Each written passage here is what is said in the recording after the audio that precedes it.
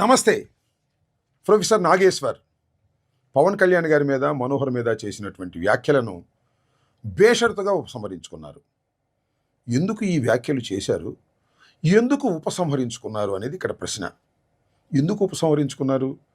తనకొచ్చినటువంటి సమాచారం తప్పు కాబట్టి నేను ఉపసంహరించుకుంటున్నాను అని ఉపసంహరించుకున్నారా?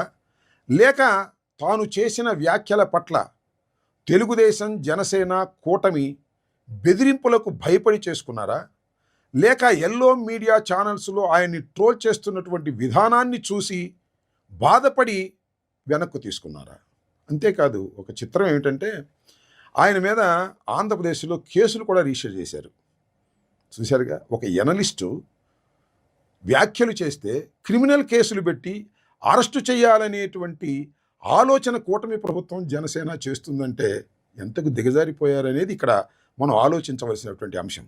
ప్రొఫెసర్ నాగేశ్వర్ చేసినటువంటి వ్యాఖ్యల వల్ల వారు డ్యామేజ్ అయ్యారనుకుంటున్నారు, కానీ ఆ వ్యాఖ్యల కన్నా కూడా ప్రొఫెసర్ నాగేశ్వర్ని విత్డ్రా చేసుకోవటానికి వారు చేసినటువంటి ప్రయత్నాలు ఉన్నాయే, దారుణమైన ప్రయత్నాలు, దానివల్ల ఎక్కువ డ్యామేజ్ అయ్యారనేది నేను ఇక్కడ అభిప్రాయపడుతూ ఉన్నాను. ఎందుకంటే ఒక ప్రొఫెసర్ నాగేశ్వర్ మీద కేసులు రిజిస్టర్ చేసి అరెస్ట్ చేస్తామని బెదిరించారు ఒకటి.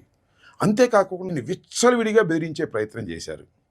ప్రొఫెసర్ నాగేశ్వర్ తెలివిగలవాడు కావచ్చు, ఆయనకి చాలామంది అభిమానులు ఉండొచ్చు, కానీ పాపం ఎంత ఆయన అరెస్ట్ చేస్తే తట్టుకోగలడా, లోపల పెడితే తట్టుకోగలడా, ఆయనకి ఉన్న పొలిటికల్ పార్టీ అండగా ఉందా, ఇవన్నీ చూసుకున్న తర్వాత చిన్న ప్రాణం పాపం భయపడిపోయి ఉంటాడు. భయపడి తాను చేసిన వ్యాఖ్యలను విత్డ్రా చేసుకున్నాడు. దానికి ఏం చెప్పాడంటే, నాదెళ్ల మనోహర్ గారు విత్డ్రా చేసుకోమన్నారు కాబట్టి నేను విత్డ్రా చేసుకుంటున్నాను అనేటువంటి మాట మాట్లాడారు. ఏమండి, ఒక ప్రొఫెసర్, ఒక ఎనలిస్ట్ టీవీల్లో వ్యాఖ్యలు చేస్తే ఏమైనా బూతులు తిట్టాడా? తనకు తెలిసిన విషయాన్ని విశ్లేషకుడుగా చెప్పాడు, దాని మీద కేసులు పెట్టి అరెస్ట్ చేసేటువంటి కార్యక్రమం చేస్తారా? పవన్ కళ్యాణ్ గారు ఇక్కడ ఆలోచించుకోవాల్సిన అంశం ఏమిటంటే, ఇలాంటి ప్రయత్నాలు చేయటం వలన మీరు డ్యామేజ్ అవుతున్నారు పబ్లిక్లో అనే విషయాన్ని గుర్తుపెట్టుకోండి. ఈరోజు ఉదయం ఒక వీడియో చూశాను, దానిలో నారాయణ గారు సిపిఐ ఆయన ఒక మాట చెబుతున్నాడు. పవన్ కళ్యాణ్ గారు రాష్ట్రంలో ఉన్నటువంటి అన్ని పోలీస్ స్టేషన్లోనూ ప్రొఫెసర్ నాగేశ్వర్ మీద కేసులు పెట్టమని ఆదేశించాడు, అలాంటి సమాచారం నాకు ఉంది అని. ఇది నిజమైతే ఎంత దారుణమండి. ఒక ప్రొఫెసర్ మీద, ఒక ఎనలిస్ట్ మీద రాష్ట్ర వ్యాపితంగా కేసులు పెట్టి అరెస్ట్ చేయాలనేటువంటి దృక్పథంతో మీరు పనిచేస్తున్నారు అంటే ఎంత స్థాయికి మీరు పడిపోయారో ఒకసారి ఆలోచించవలసిందిగా ఈ సందర్భంగా నేను చెప్పదలుచుకున్నాను.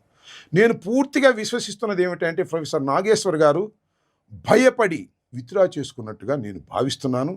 ఇలాంటి చర్యల వల్ల పవన్ కళ్యాణ్ గారు మరింతగా తన ప్రభను కోల్పోతాడనేది నా అభిప్రాయం. పవన్ కళ్యాణ్ గారు ఇలాంటి రాజకీయ వ్యాఖ్యలు లేదా తన మీద ఆరోపణలు చేసినప్పుడు ఆయన స్పందించవలసిన తీరేంటి? ఎవ్వరూ కేసులు పెట్టకండి, అది రాజకీయమైనటువంటి ఆరోపణ, దాన్ని మన కేడర్ ఎదుర్కొంటుందని సమాధానం చెప్పాలి తప్ప ఒక క్రిమినల్ యాక్టివిటీ చేసిన వారి మీదలాగా ప్రొఫెసర్ నాగేశ్వర్ మీద కేసులు పెట్టడం సమంజసమా? ఇలా అయితే ఎన్ని కేసులు పెట్టాలి? ఇవాళ మీ దగ్గర అధికారం ఉండొచ్చు, చంద్రబాబు నాయుడు గారు మీరు కలిసి ఉండొచ్చు, పోలీసులు మీరు చెబితే వినవచ్చు. అందువల్ల ఒక ప్రొఫెసర్ని కేసులు పెట్టి ఇబ్బంది పెట్టాలని బెదిరించి విత్డ్రా చేసుకునే కార్యక్రమాలు చేయటం వలన మీరు మరింతగా డ్యామేజ్ అవుతున్నారు. నిజం చెప్పాలంటే ప్రొఫెసర్ నాగేశ్వర్ చేసిన వ్యాఖ్యల కన్నా కూడా మీరు ఆ వ్యాఖ్యల తర్వాత ప్రవర్తించిన తీరు, ఆయన్ని బెదిరించిన పద్ధతి వల్ల మీ క్రెడిబిలిటీ మరింతగా దిగజారిపోయిందనే విషయాన్ని మీరు గమనించాలి.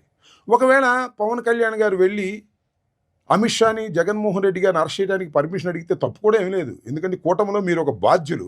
జగన్మోహన్ రెడ్డి గారు స్కాములు చేశాడు, లక్షల కోట్లు కాజేశాడని అనేకమైన ప్రచారాలు మీరు, చంద్రబాబు నాయుడు గారు కలిసి చేశారు కదా.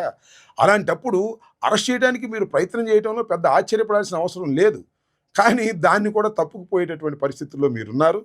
ఇది చాలా దురదృష్టకరమైనటువంటి పరిణామం. ప్రొఫెసర్ నాగేశ్వర్ గారిని బెదిరించి కేసులు పెట్టి ఆయన చేసినటువంటి వ్యాఖ్యలను విత్డ్రా చేసుకుని గెలిచామని అనుకుంటున్నారేమో. మీరు గెలవలేదు. ప్రొఫెసర్ నాగేశ్వర్ చేసినటువంటి వ్యాఖ్యలు తట్టుకోలేక బెదిరించి ఆయన్ని విత్డ్రా చేసుకోవడంతో మీరు నిజంగా ఓడిపోయారనే విషయాన్ని గమనించాలి పవన్ కళ్యాణ్ గారిని ఈ సందర్భంగా చెప్పదలుచుకున్నాను. ధన్యవాదాలు.